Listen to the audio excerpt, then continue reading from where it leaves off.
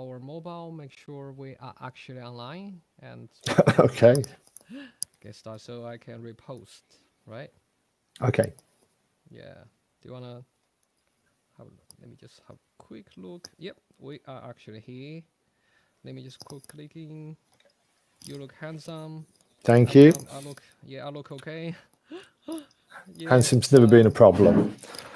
Yeah. It's always Yeah. Too attractive. I mean you. So good morning for our Europe friends, right? Is that morning or 1 p.m.? 1 p.m. So It's afternoon. 1 p.m. So good afternoon and good evening for our Aussie friends and probably good morning for United States. We are doing our Facebook Live talk with a good friend of mine, very humble friends of mine, and we had a lot of talk for the last couple of years, which who is Andrew Hemmings, a great guy, a great photographer. He is the wedding style photographer of the year with Master Photographer Association from UK. He's also the illustrative photographer of the year. So today he is going to share with us his award-winning techniques for his illustrative category winner images, which is fantastic. So um, without further ado, let's get started.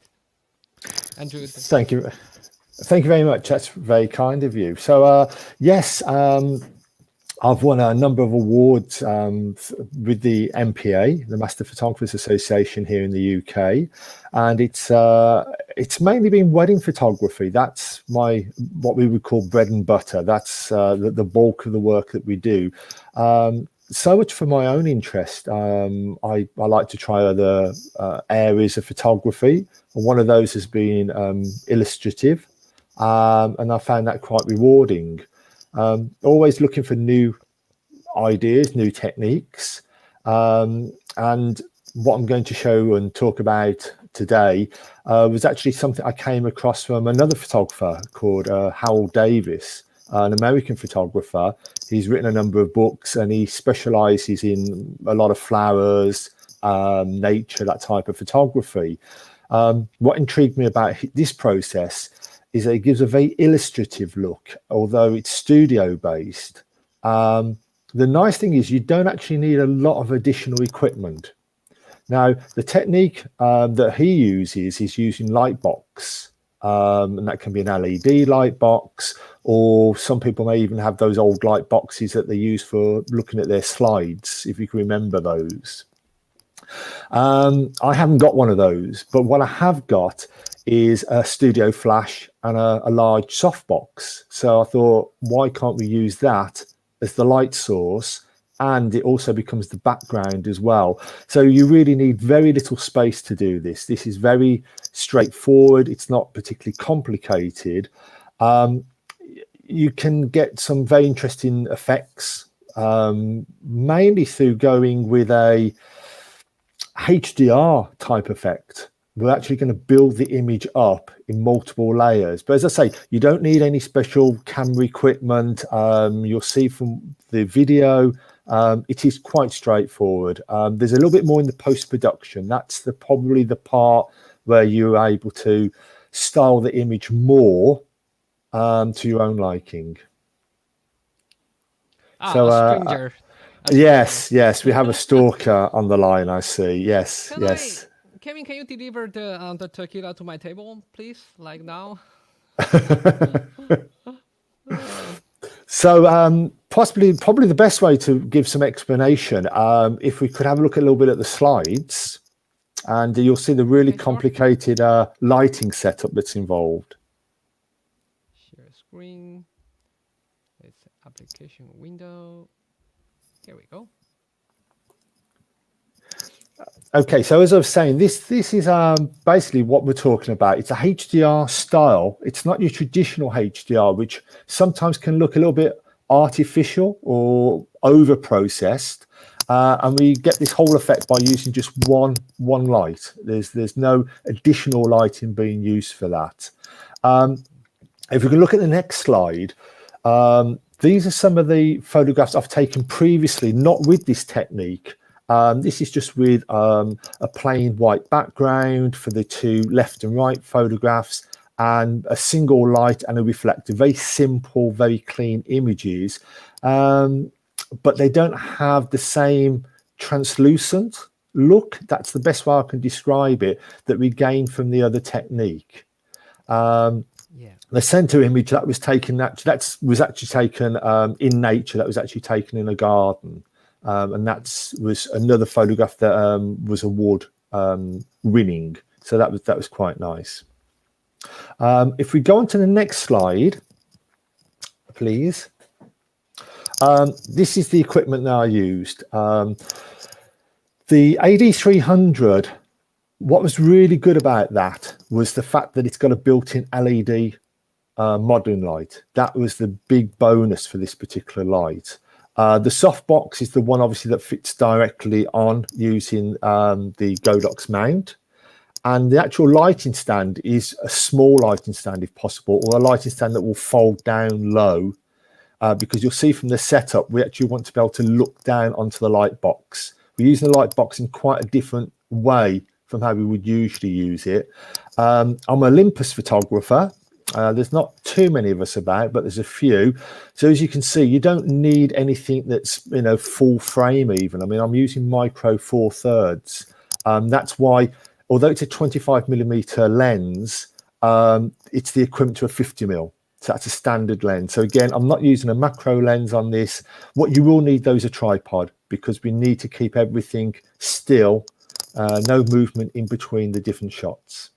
So as I say, not a lot of equipment needed. You don't need a backdrop, because as you'll see, the actual setup is the light box that's been the actual background for us.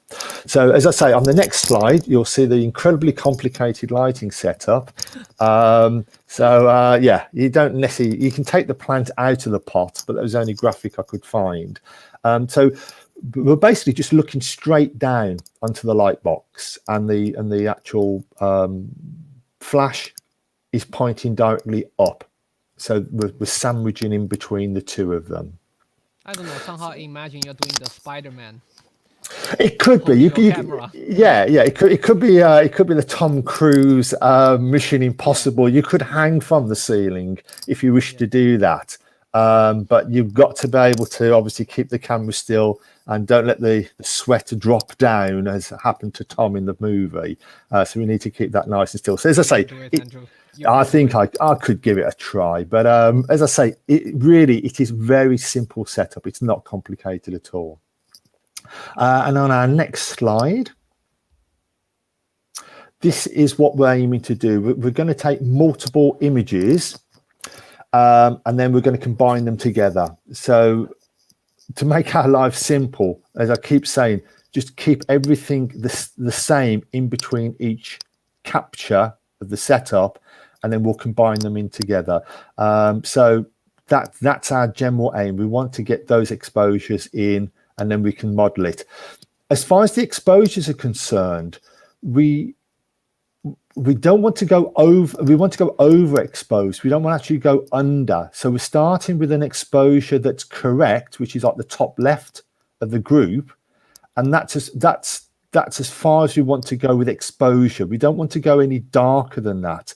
We basically want to overexpose, and there's about a stop between each of those images, because we want to gather as I say, the translucent effect. It's not transparent. They'd be invisible if it was transparent. We want that translucent effect on that. So if we move on to our next slide. Of course. Thank you very much. Too easy, sir. Do you need a cup of there wine? We go. It's on the way. Thank you. Yeah, and any alcohol is greatly appreciated.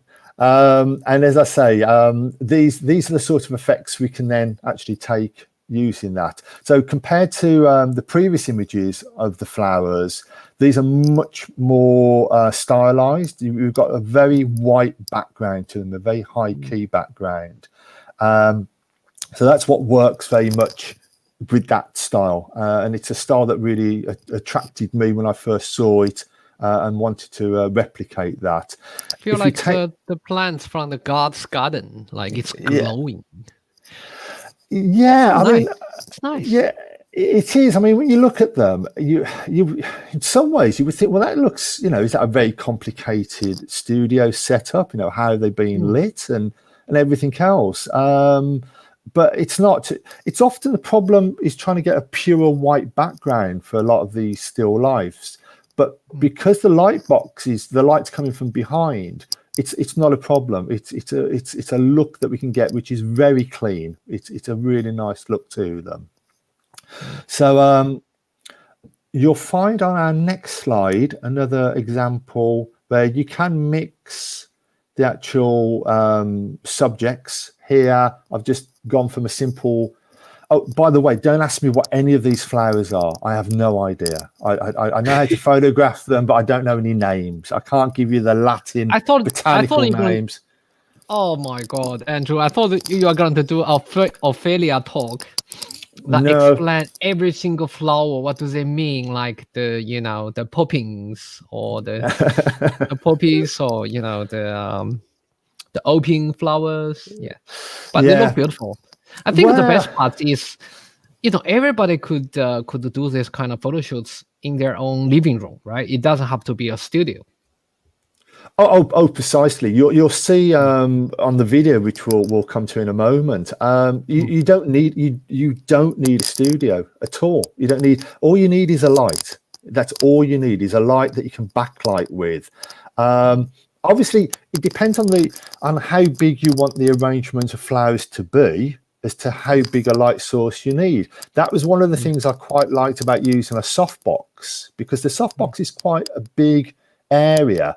If you're going to buy a light box, an A4 is not that big an area to work in. You can go up to A3, but it's more expense after that.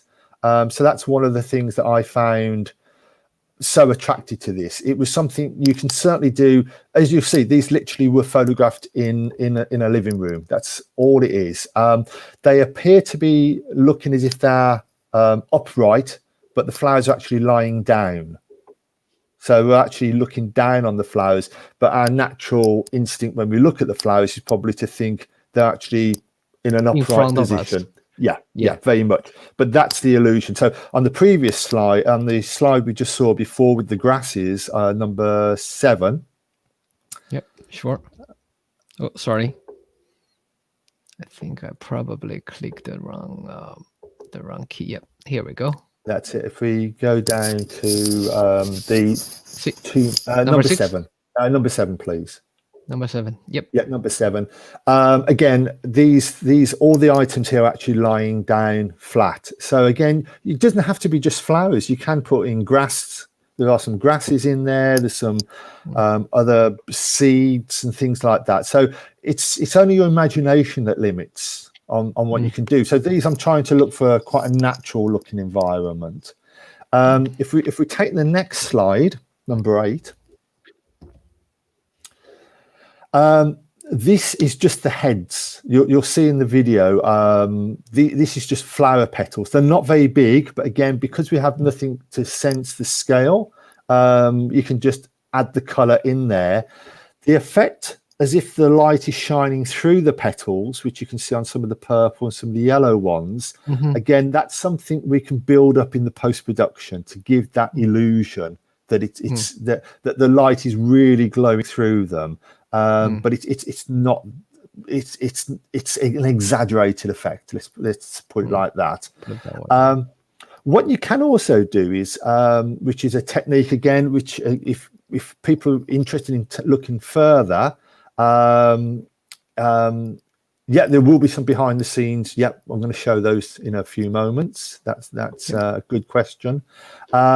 We can change the background color. Again, this is something that Harold Davis is a technique he shared. And if we look at the next slide, and again, I will show you how to do this.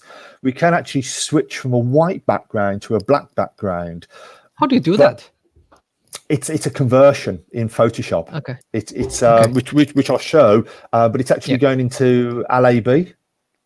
as Or opposed lab. to RGB, into lab. Yeah. But I'll show how that works. But we'll come to that. And if you look at, if you see the next slide, number 10. So stay tuned, guys. It's exciting. We're going to have some advanced Photoshop techniques to be shared today. It is slightly advanced, but it's nothing. I think you don't need to be an expert in Photoshop to do this. It's incredibly simple. Slide 10 is another example of turning the white background to black. So it has a very different look when you do that, because it's not just affecting the white background; it's affecting light areas in the image as well. And of course, if you don't tell me, I'll be puzzled with this. Oh, how did this guy do the lightings with black background? It's fascinating. It is. There's no masking. There's absolutely no masking being done on those at all. So it's not that you've got to spend hours, creating with a pen tool going round each petal. No, it's incredibly simple. It works better with some subjects than others. Flowers with white petals, it doesn't, because the white conversion is affecting the petals as well. So in many ways, you're better picking things that have got definite color in them, such as the pink flowers and the green leaves. So lily is off the table. It's tricky. I'm sure you could do it, but why complicate life, really? Just choose your subject. I will send my image to you to get you to get that done. No problem. That'll be easy.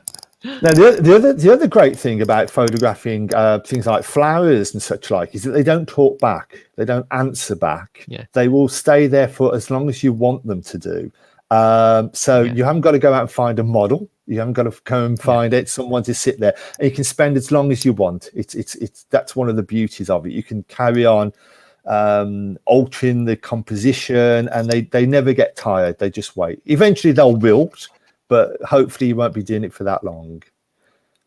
The other thing I was also trying to think of, what other subjects we could use for this technique. So you want something that's got some transparency to it. And after having a drink, talking about alcohol as we were earlier, I looked down in my... If we shoot alcohol from top down, that might work too, right? It might. I was looking at my empty glass, which is always a sad sight when your glass is empty. And in there was, if we go on to slide... I think she's gone to walk. I think she's gone to walk a dog or something. I think she's listening. Do you think so? She'll be back. If we look at the final slide, number 11, before we go to the videos. Oh, this is fun. Oh, this is fantastic. So this is what I saw at the bottom of, well, not all of this was at the bottom of my drink, but there's some slices of lemon, and I thought, well, that's got a translucent effect. We could use this technique. Assuming, I was thinking you could maybe try flower, feathers and other things like that to actually get that effect looking through. So hopefully that gives a little bit of a background to how I got interested in this process of photographing flowers. As I say, I didn't create it. It's something I've come across, and there is a lot of information out there, but I do it slightly different in that I'm using, as I said before, I'm using a flash, but I'm using the modeling light inside. I will explain how we could do this if you haven't got a modeling light inside the actual flash unit. But if we could look at the behind the scenes video, which someone was asking about, you'll see how this was set up. Sure. Do you find my audio a bit quiet? Like I've just... It's altered, better now? It's altered slightly. I could hear you fine before, but it has altered slightly. Is that better now? Like I'm trying to... It's got a little bit of an echo to it. Okay. Wait, let me just... Okay, audio... But I can't find any sort of volume size here. Wait, let me... Okay, Samsung Q2. Well, now, is it better? Is it better? Yeah, it's got a little bit more bass to it. Yeah, it's a little bit louder. All right, let's just stick with this one. How about now? Is that better now? It's okay for me. Right. I don't know if anybody else can say. It's just people are asking since it's a bit quiet. Okay. So let's stick with this way. All right, Mark. This is the best I could adjust my mic. I'm sorry. All right. Let's dive in and look at the videos. Okay, sure. With the behind the scene one. Yes, please. Yeah. All right.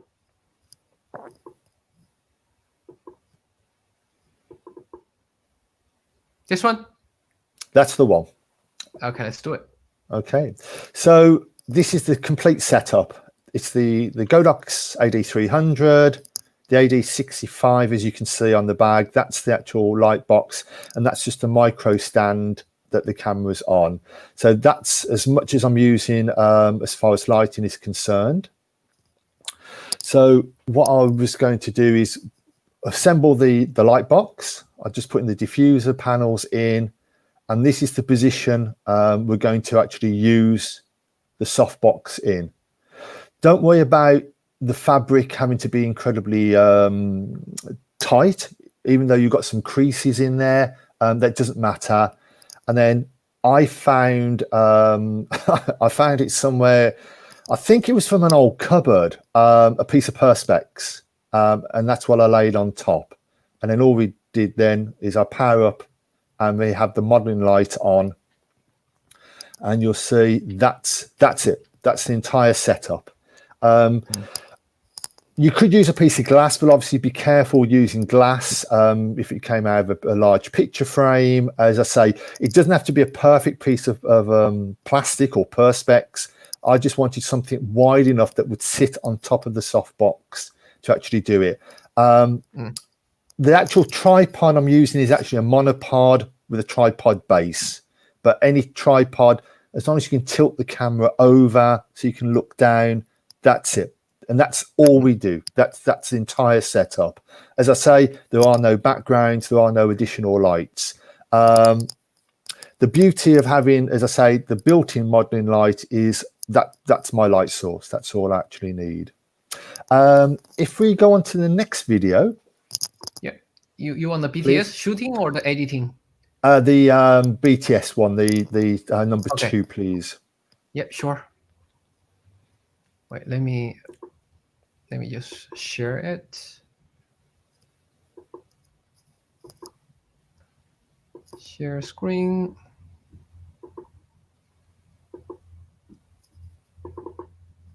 You got it? It's starting. Yep, this is it. So here are the flowers. As you can see, it's deceiving in the photograph. They may look much bigger than they actually are, but again, it's to do with the sense of scale. And these were just some flowers picked from the garden.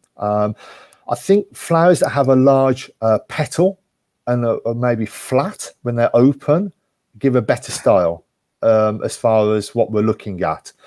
So I just chose some colours that I like the look of, open petals, and obviously some greenery in there as well. But as I say, these were picked straight from the garden. There doesn't have to be any particular flowers. It's whatever you have available to you. I was just attracted to the different colours. Sorry, it's keep on. Okay, stalking. We'll see if it goes past that point. Here we go. And like did you posting it? No, I'm not touching. No, shouldn't. I don't think so. Are you? Oh, that's me. It's weird.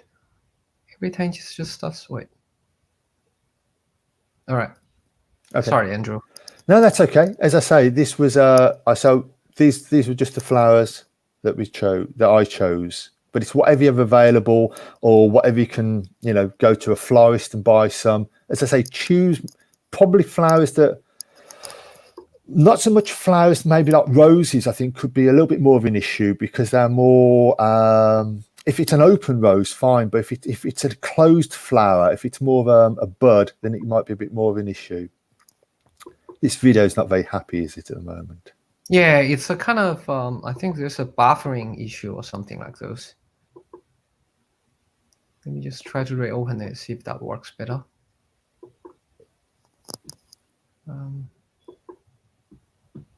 Let's see if the plays were on sale. Oh, yep. I can see Mark's asked a question about using the AD200. You could use the AD200. Again, I think the main thing you need is something like a softbox to be able to put the flash through, even though you can swap the head and you can get an LED head for the AD200. If you haven't got that, you can still use just flash. And again, I explain how I would tackle it if I wasn't using a continuous light source like the modeling light, how I would use a flash power setting. Is it still not wanting to play? No, it's automatic stopped at 30 seconds. Oh, okay. So give me a sec. Let me just try to share with another app. Okay. Will that work? Let's see if that works.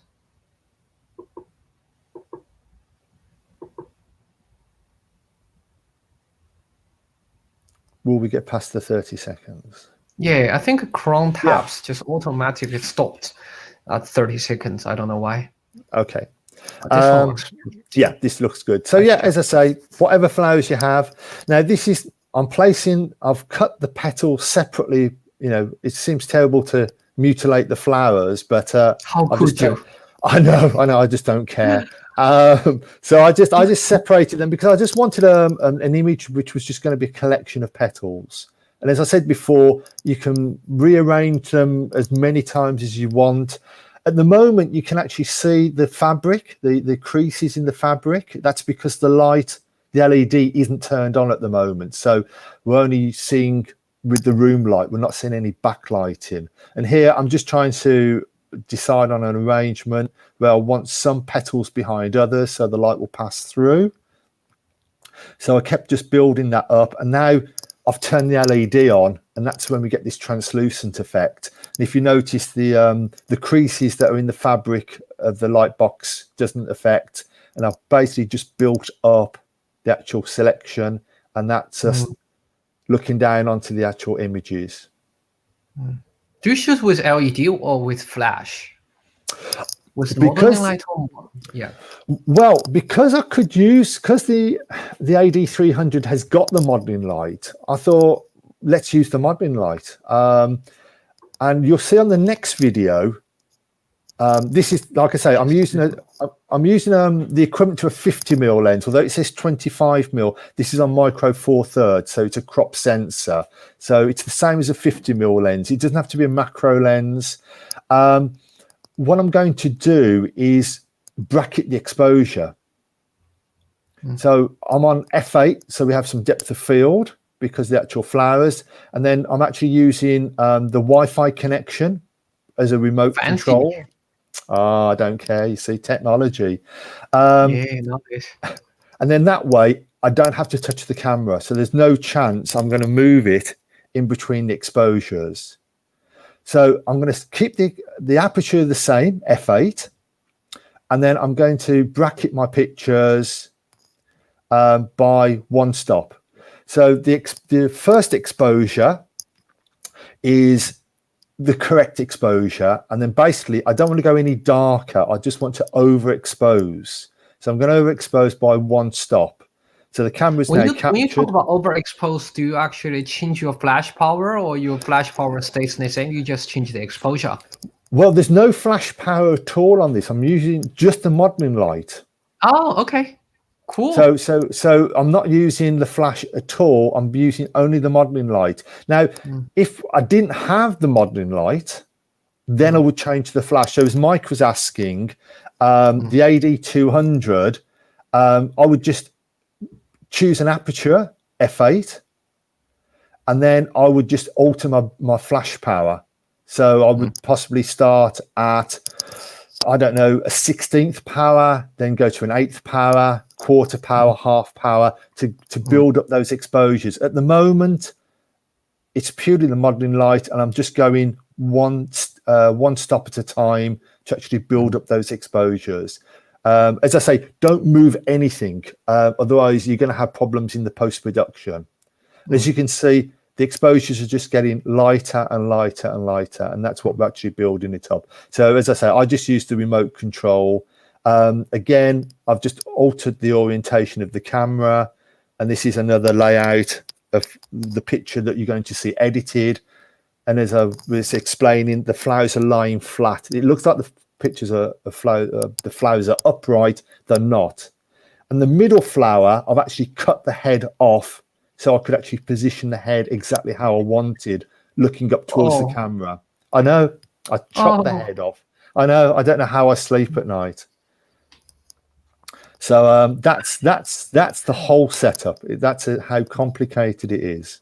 It's very straightforward. That's beautiful. I did, yeah. There's so much you can play with them. You can, as I say, because they don't get bored. They don't ask you. Again, the daisy that's in the center. Again, I've cut that so I could position it upright, and I just position the stem underneath to give that composition. You don't have to always be looking directly down. Here, I'm just looking in at an angle to actually get a different perspective on them. What I did do, though, was I just increased the depth of field. I think this was shot on f11, and my exposure time is 1 second. The ambient, yeah, you definitely need a tripod. That is one piece of equipment. The ambient light in the room doesn't really seem to make any effect. As you can see, I'm drawing the curtains. I'm not working in the dark. The backlight is bright enough that it pretty much supplies all the light that we actually need. I just love how simple this technique is. It's too easy. It really is. It's like, it's so good. Everybody can try it. Oh yeah. Like I say, you don't see how much space I'm working in. If you can put the tripod and the light box together, sorry, not the light box, the soft box together, you can do this. And the equipment, it's a standard lens. I know it's a 1.2, but it could be a 1.8. You don't need a macro lens. As I say, I'm shooting on micro four thirds. It doesn't need to be a full frame camera. Whatever you have, you can certainly do that. And that's how I captured all the pictures. So that's as complicated. The best part is it's very practical. Like if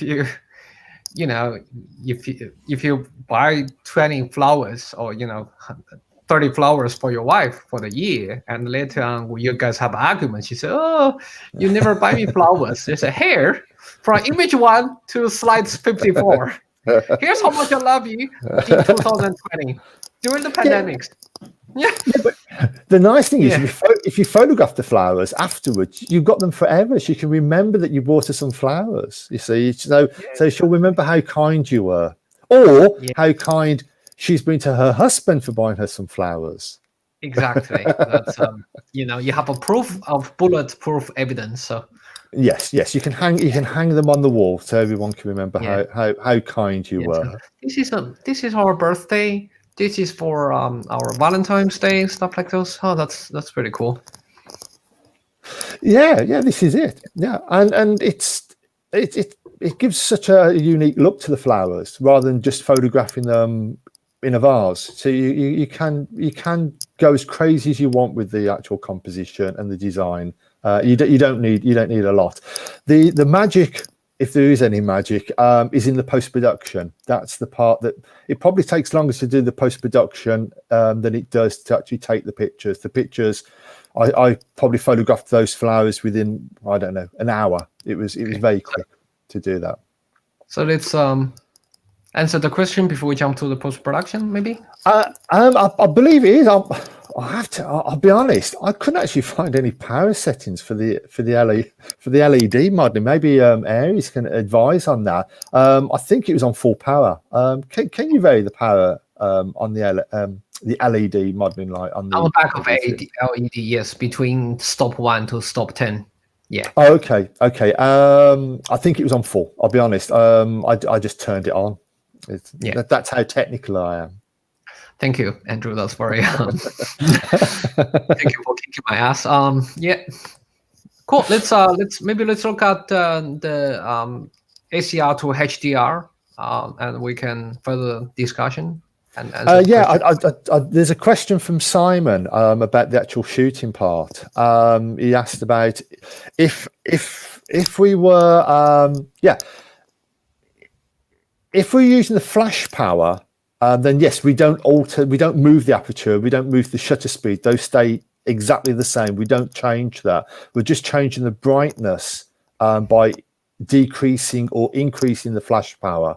So it depends which way you want to start. Either, once you've got the correct exposure, you basically then want to increase the exposure. So as I say, if you find correct exposure was at a 16th power on the flash, if you're using flash, your next would be then possibly, if you're going one stop at a time, you would go to an 8th power, quarter power, half power, and that way you would build up the exposure. So yeah, don't touch the aperture, don't touch the shutter speed if you're going to alter it with flash power.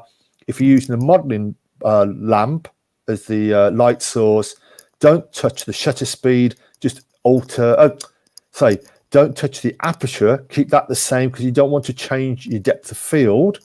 Just change your shutter speed. Just go half, 2 seconds, 4 seconds, whatever you find you need to get the exposure. Hope that answers the question.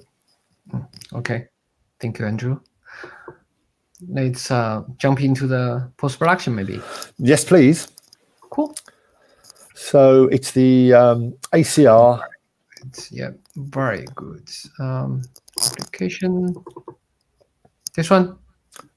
Yes. Now I'm using Photoshop, and obviously this is Camera Raw. I've got the all the exposures of that one setup of flowers. So we're looking through the different exposures here. I'm not altering any of the settings in the actual raw converter. I'm leaving them. If you wanted to change anything like the color balance, then you would do it to all of the images. I'm just waiting. Why is my mouse not moving on that image? The only thing I'm going to do with this is combine all these images and create a HDR copy using Adobe Camera Raw, just so we have a file, which is something that Howard Davis shows, to use in the post-production section. This video is not moving at all, although it's moving. It doesn't really matter, to be honest. This is there we go. There it does. Oh no. Yeah. So anyway, that image that appeared on the right hand side. Yeah. That's okay. It's merging. Okay. From here. That's it. Okay. Yeah. So all the exposures are being merged into a HDR. And that's the HDR copy that Camera Raw has made. And then we're just going to save that. I just save it back with the raw files that I've captured. And that's the HDR version, which isn't, it's okay, but it's a little bit, there's more detail there than I want, but I actually want that information. So I'm just going to take all of those files and I'm going to open them all straight into Photoshop. You don't have to use Photoshop. You can use any program that will allow you to have layers and layer masks. As long as you have the option, you don't have to, it doesn't have to be Photoshop, but you can do that. So this is now being opened up into Photoshop, and then we have all the merged files together. So what we can do is see that's each of the exposures, and we're basically getting lighter and lighter and lighter. That will be our base one, and that's the HDR copy. Now I'm just going to stop you right here and answer a question. Chris, yes, we could use Lightroom. Yeah, no problem at all. Exactly the same. No difference at all. You will need to go into Photoshop or a program that allows you to have layers and allows you to have layer masks. That's what we need. But you could certainly use Lightroom, no problem at all. Again, if you can merge and create a HDR copy, that's brilliant. So yeah, no difference at all. I'm just going to use in the scripts, there's an option that allows you to merge all the open files into a stack. You could do it manually by dragging them across, but this is just quicker to do that. And that's what Photoshop is doing at the moment. It's just building the actual layer stack for me. The only thing I want to do is, at the moment, the HDR file is at the very bottom, and it's that one there. So I want to move that to the very top. So we're going from the darkest all the way down to the lightest as we move down through the layers. The other files that we've got open at the moment, we can close those, and I'll close those down in a moment because we don't need them. We've just got this one layer. So I'm taking the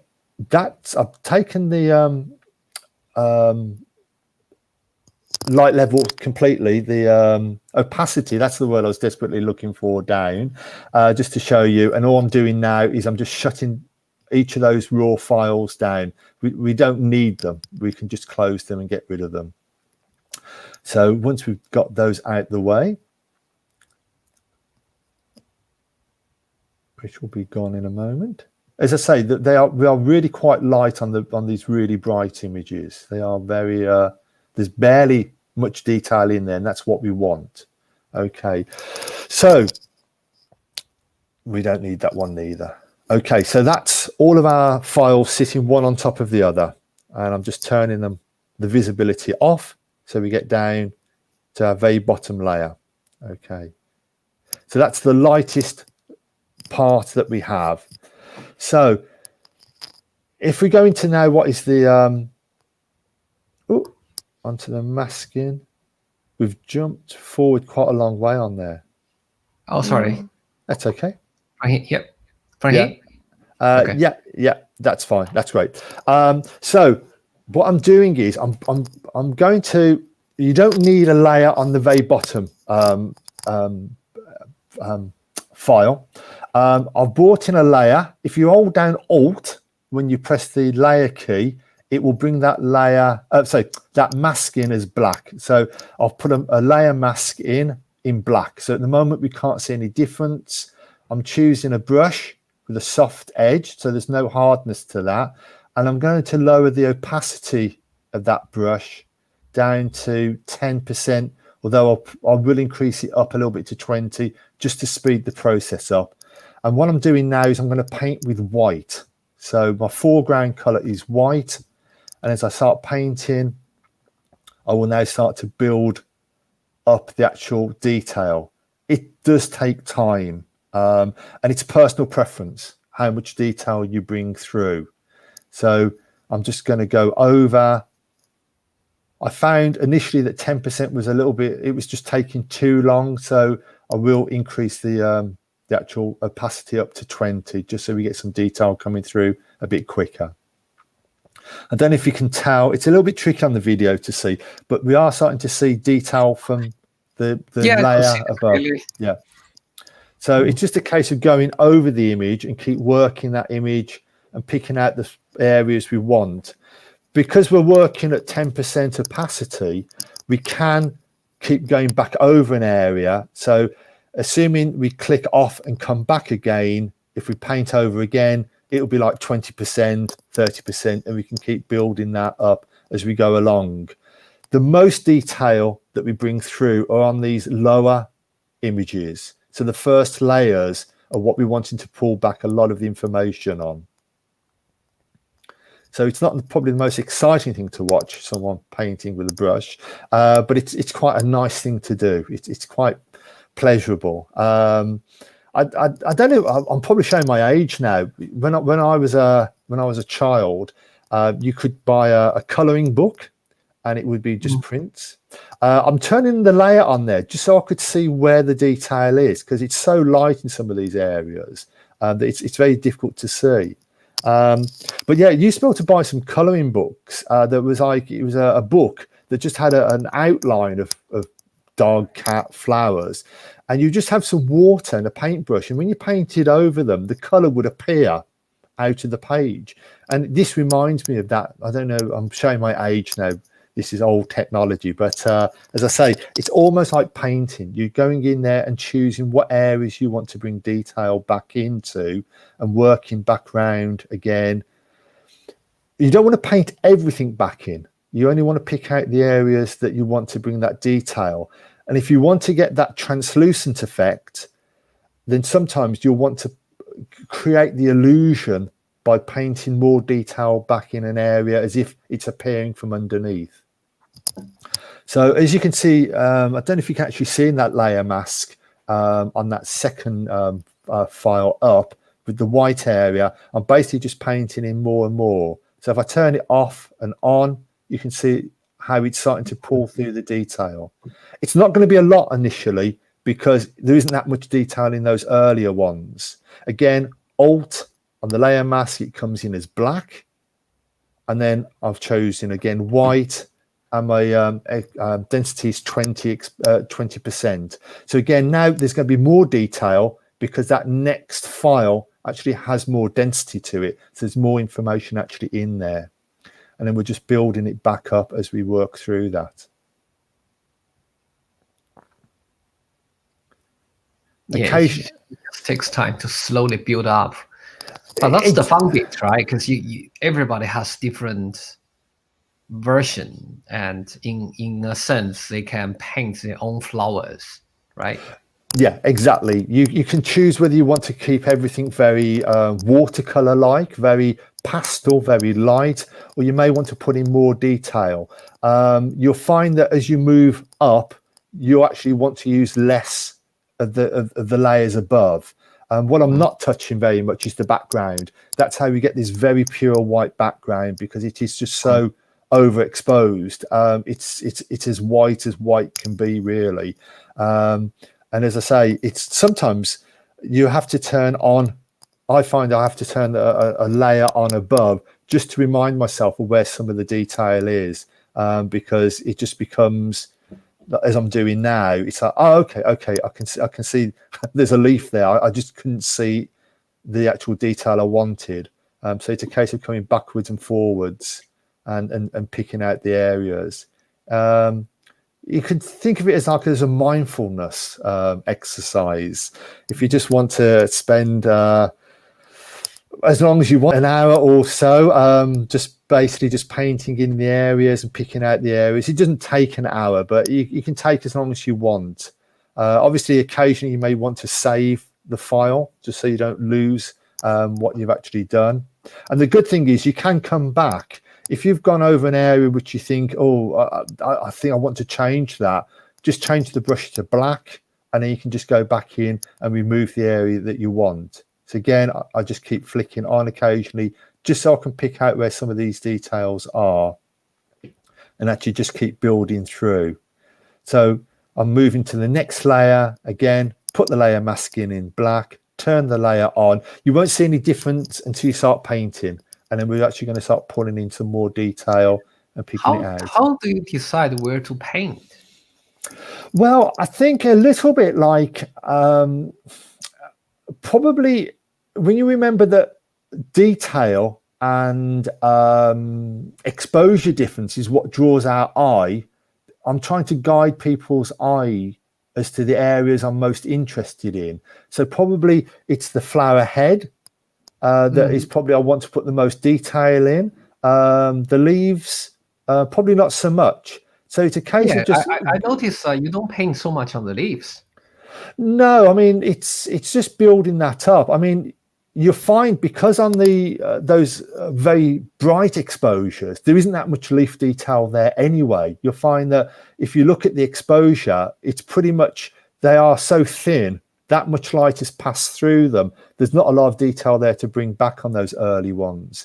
So it is a HDR image. It is a high dynamic range image, but we're not relying on software to mask and create that image ourselves. Yeah, which we had. It's fascinating. Camera raw. Remember a couple of years ago, like 5-6 years ago, in landscape, everybody was doing the HDR. By different kinds of software. I can't even remember the name because the software styles, they kind of phase out. And all of a sudden, there's such thing called luminosity mask comes out, and people start manually blending. That makes a lot more sense because it looks so natural. It's much more painting-like Albert Bierstadt's sort of Hardison sort of river sort of paintings.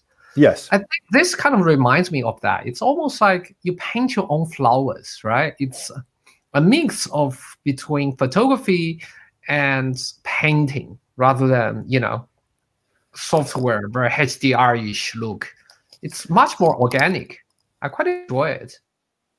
Yeah, it is. It's also if you come across the when people do light painting, when they actually build up an image by going in there and lighting a car or a house at night, and they build up the exposures, it's not dissimilar to that in many ways. But rather than lighting each component, we're actually masking out each part or revealing each part that we wish to show through. So you can actually you can introduce modeling by painting in more detail on one side and another. So it is again, we're back to painting with light, and we're literally doing that by going over with a layer mask. So I'm not actually altering the the blending mode. The blending mode stays the same on all of the layers. You could certainly try and do that. I'm not sure what I was trying to do here. No, I don't know what was happening there. I was trying to change something, but anyway, we're back to what we were doing. So we're getting there. We are moving through the layers. So as I say, I wouldn't say it's a slow process. It's a thoughtful process that you go through, and as we get higher, you'll see a bigger change happening as we come through the actual detail into the actual images. You don't have to, which I'll do later, actually rotated the actual flowers so they're the way I wanted them to appear in the final image, but you don't have to do it on their side. You can do it whichever orientation you want. And again, I'm just trying to pick out the areas that I think are more interesting, particularly where there's a lot of fine detail. Those are the areas I like to paint into as well. Yeah, I do notice your focus is on the petals. So yeah, I think that's probably the part that it's a little bit like the face, as we often, normally when someone looks at a picture and there's people in there, the first things we look at are the people's faces. I think the flowers are exactly the same. I think that's the area that attracts us, and then our eye moves around. I mean, when you actually come to laying out the flowers, you're going to use the same compositional considerations that you would use. So I'm trying to ideally make them look realistic. That's what I'm trying to put the composition. That's as if they're almost in the wild, but I wanted to turn the head. So it's almost like we have, if it was a person, it would be like they've got their heads turned in 4 different directions. But the flower I'm actually on at the moment, as I said before, that I've had to cut the head from the stem to be able to position it where I wanted it to go.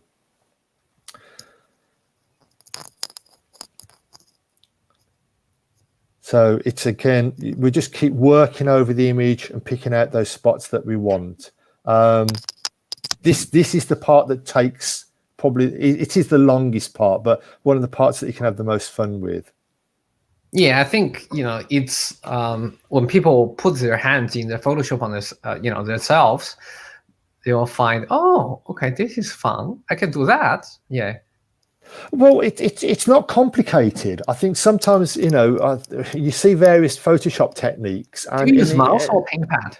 I was actually I was actually using a Wacom tablet to actually do that, but I have done it with a mouse. It doesn't have to be it doesn't have to be a tablet. Okay. Oops, I clicked on close. Really, because I'm not. All I'm doing is I'm not altering the opacity of the brush, which is obviously something you can do with the Wacom.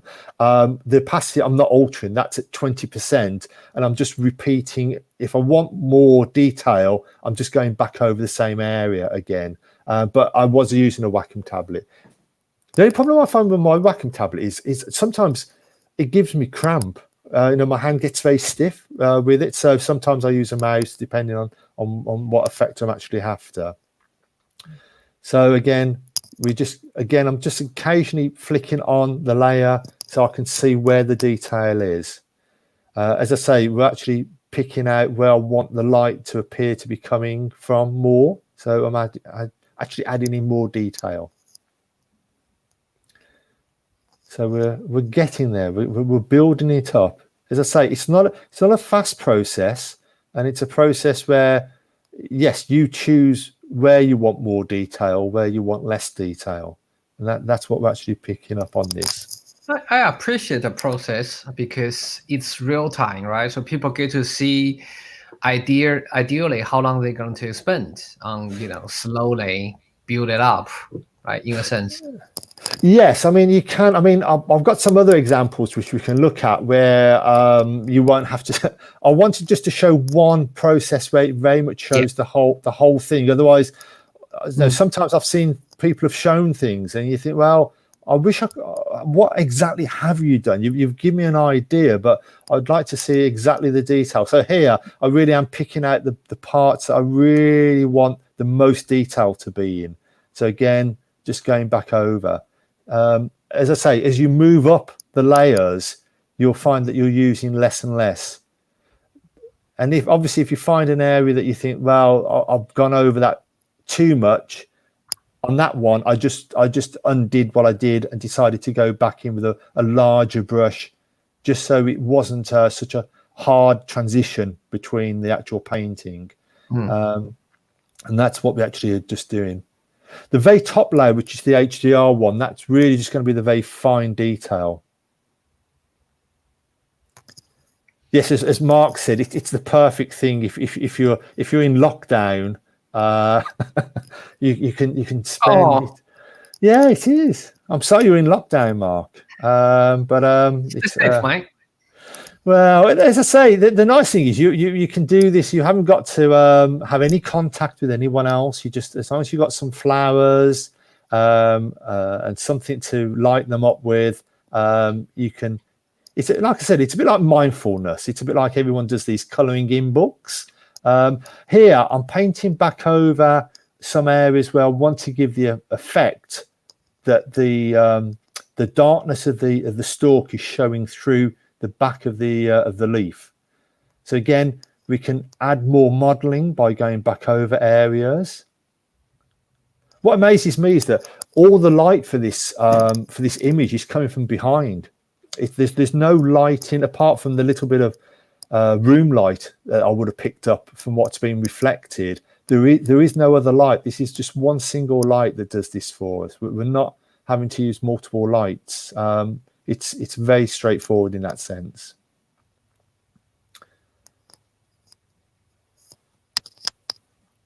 So again, I'm just going back around, picking out areas.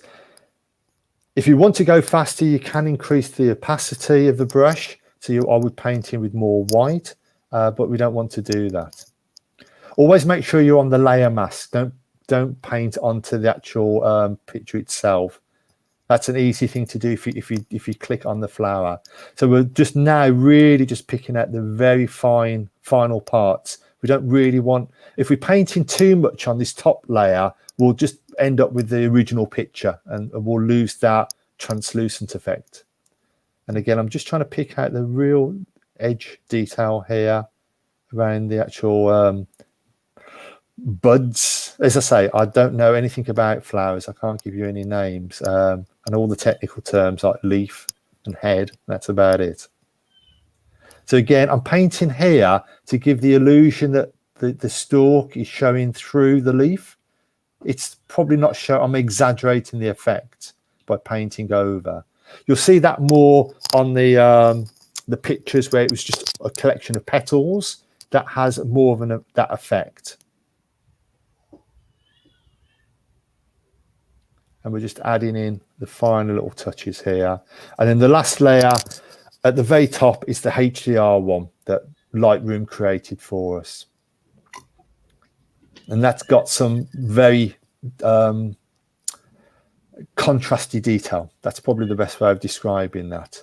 Again, I just felt the tips of the flowers, there wasn't enough definition. They were a little bit soft. So that's why I'm going in. And again, I'm just giving that effect as if the light's showing through the actual petals by painting some extra detail in there. And then this is our final layer. And again, I'm putting the layer mask in, turning the layer on, and then we can really go in and just paint in some details. Again, there won't be very much on this layer that I want to use. It's just the areas I really want to pick out detail. And I'm picking out the very tiny detail, the very small specks.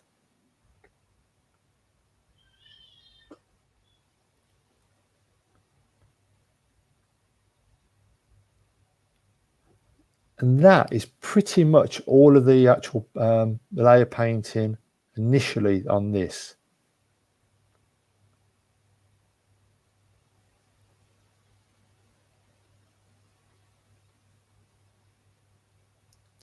So hopefully that shows the process of actually building up the image using the layers. I've rotated it round now, and then again, now I've got it on there. I'm just going back in, still on that HDR. Sorry, I think I jumped a bit. Yeah. Yeah, on that HDR layer, just to pick out the final detail. So I've just brought it round to where I wanted, just to go in and get all those details out.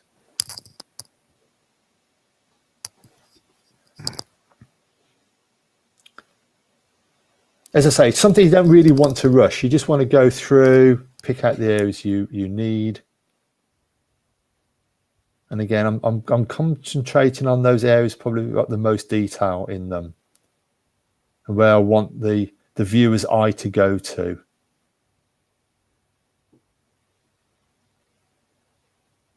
Hello, David. I see Mr. Edmondson has joined us. Good to see you.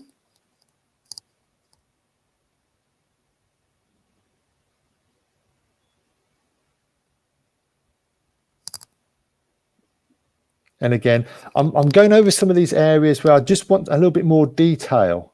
That's the main reason I'm using the HDR layer. I wanted some more detail in this leaf because it's got some quite fine veins running through it. And again, I'm painting back over where that stalk is behind to give the illusion that is shining, that it's blocking the light coming through. I'm exaggerating that effect.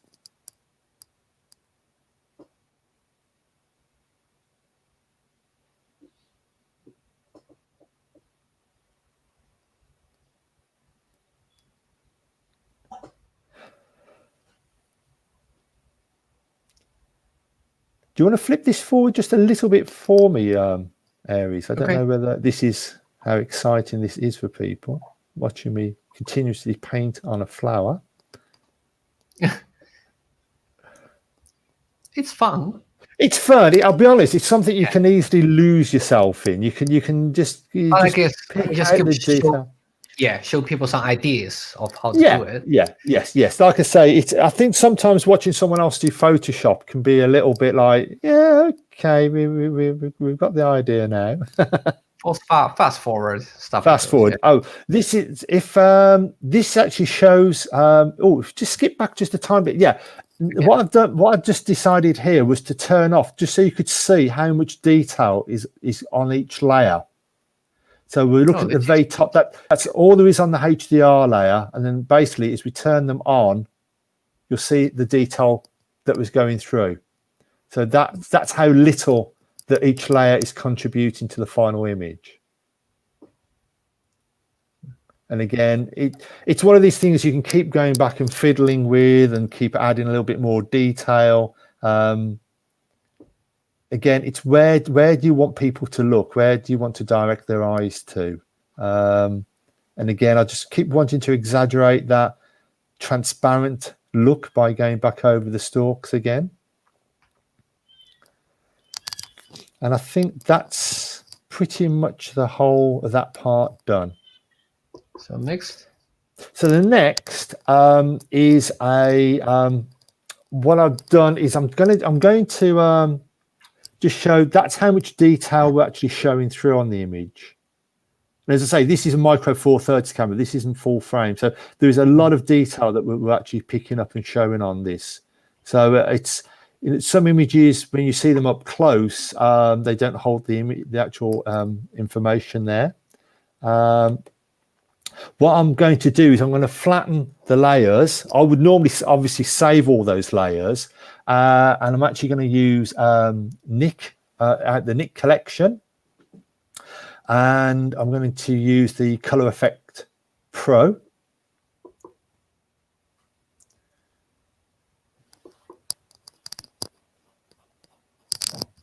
The ones I normally find personally is I quite like the clarity bump and the HDR look.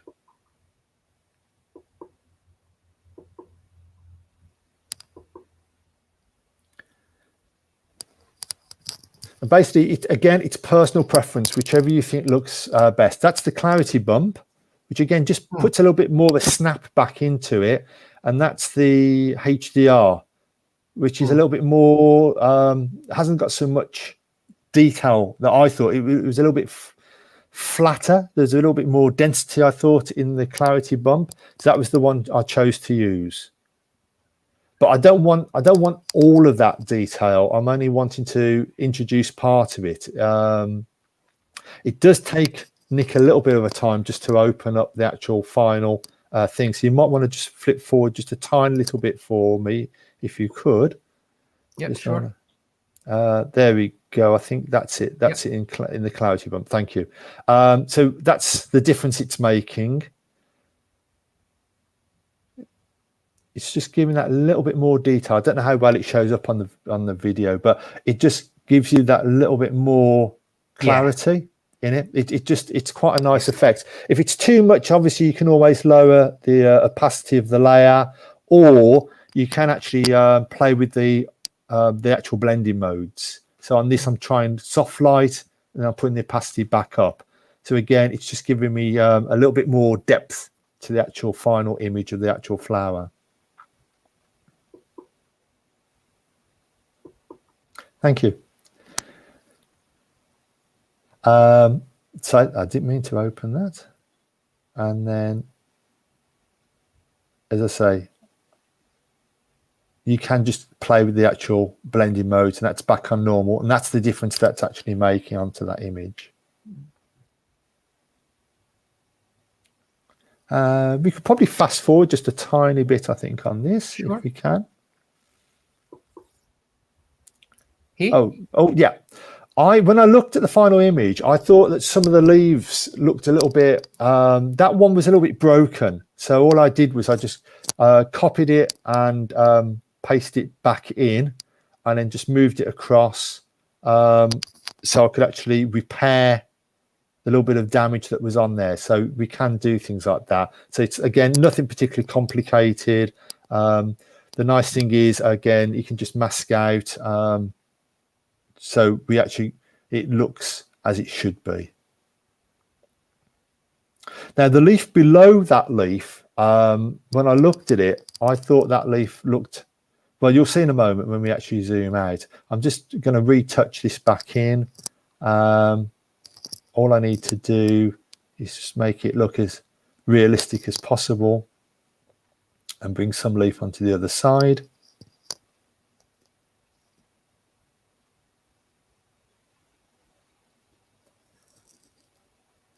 And then all I'm going to do is just use, because you'll find that if we look on the actual color picker, that background is pure white. So I can just basically just paint out the remains of where the leaf originally was.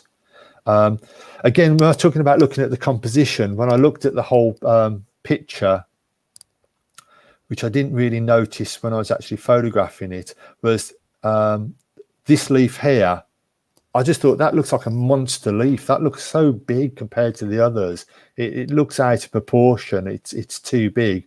So again, you can always go in and edit afterwards. So all I did was put onto a different layer. Yeah, I just picked out the whole thing. I didn't want to get rid of it. I didn't want to take it out because I still liked it. I just actually just copied it back in, and again, just going into transform. And then just brought the leaf down in size. And again, because the reference, we don't actually have the reference to how big the leaf originally was, we can play around with that. So you can reposition components in there. And that's all I did, was I actually just took the leaf smaller and just removed it. But if you want to just fast forward just a tiny bit, because it's only me just resizing this leaf out and just editing, you will see eventually this smaller leaf. Yeah, that's great. Thank you, Aries. No worries. Too easy. Too easy. It is. For me. Oh, I was going to say anything you ask, and you can do. That's.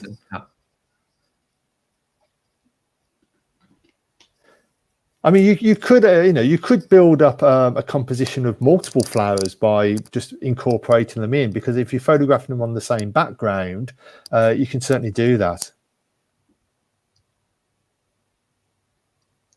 I haven't added any textures on these. Some of the pictures on Instagram have got different textures on. Yeah, these wasn't using this technique, Mark. Those were like my earlier flower pictures, which was more traditional, of using just a single light source and a background, and I actually was able to. I played around with some textures. I haven't particularly done that with these. These have got no textures at all on them. So that, I think, is almost that whole one done. Should I go next? And that's that's perfect. So that's it. Oh, the only thing I did do was I recropped it. The bluebells, again, just to show you, this was the darkest exposure, and then all I did was build up the exposure by painting in the layers, as we've done before on the others. So again, that's more detail, and that's how much we're bringing in on some of these layers. It's not a lot of detail, but you're building detail on top of detail. So that's how that one comes all the way to the actual top. And again, it's surprising how much detail you've got in there. If we look at this particular one, you might think, well, actually, I'd like some more detail. I think the blues aren't blue enough. So again, you're just going to just choose a paintbrush with a soft edge and bring it down a little bit smaller. And then we're just going to paint in some more detail.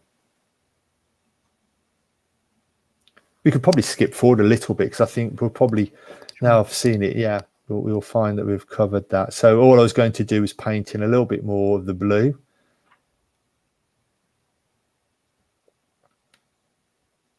I'm just altering the opacity to about 20%, and then I'm just painting in more of the darkest layer that I've got. But the problem was I was on black and not on white. You do need to paint white. White reveals, black conceals. So that's, if you notice, it's darker now because we're showing more of the darkest layer, which is at the very top. Should we skip forward a little bit? Just try and keep it moving forward. Because it's mainly me, again, just adding in more detail. I think some of the other videos might give a bit more. I'm just conscious of our time. Nice. And that was the final bluebell one. Again, I'm just zooming in. Yeah, it's amazing. It's amazing how much. Yeah, this is micro four thirds. Everybody tells you can't do things with micro four thirds, but it's surprising. And again, this was taken with a standard lens. It's not a macro lens. Don't need anything like that at all. It's not any specialized camera equipment at all. Right, if we can go on to our next video, it might flick onto there anyway, mightn't it? Yeah. Now this was the technique of changing the background from white to black. So I'm flattening the image down, and you don't have to do this, but I'm making a second layer, so just so we can look at the original. If we go up into our mode, and we go from RGB color and go down to lab. Now, I don't know if many people have looked at lab color. I don't want to flatten it because I want to be able to have the original white background. If we look in our channels now, you'll find that the RGB part has disappeared, and we have lightness A and B. The lightness channel is just density. It's a black and white image. A and B is where all the color information sits. And they do, when you look at the individual channels, they look rather weird. because of the information that's being held there. But to do this black to white background change, we only want the lightness mode. So I'm going into curves. The channel that's selected is lightness.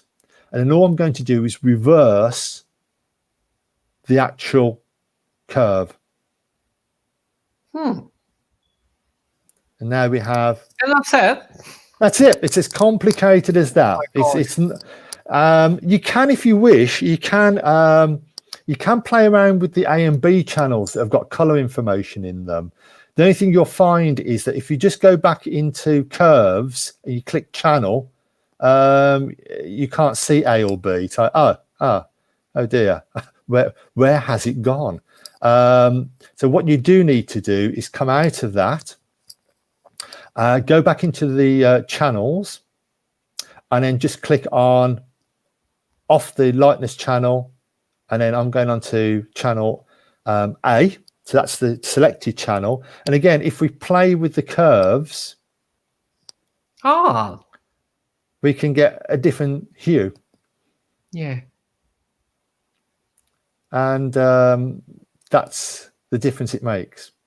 And that's, as I said before, there is no masking involved. It's purely, as I was saying before, if you try and do it with white petals, it's going to be affected because of them being white. It does affect the actual color of the image, but that's the difference. That's from black to white. It's as quick as that.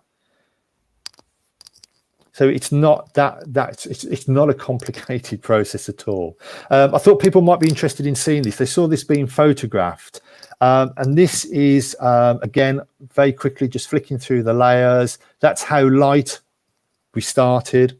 And then basically I've painted in more. And there's more detail, as I keep saying, from the bottom layers. If we disable the layer mask, you'll see the difference it makes for what's been painted in and what hasn't. So I'm just going to turn the layer mask back on.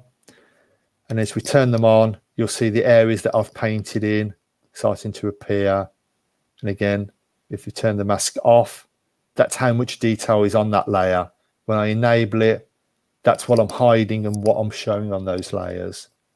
Again, some areas I want to exaggerate the effect. So I'm painting back over some areas more, particularly where the petals overlap with each other, which is those areas round here and there and there. I've painted in more details to give the illusion that the light is shining through.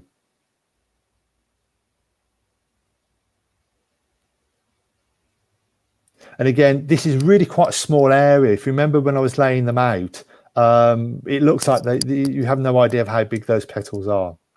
And that's the behind the scenes. That's the editing videos done.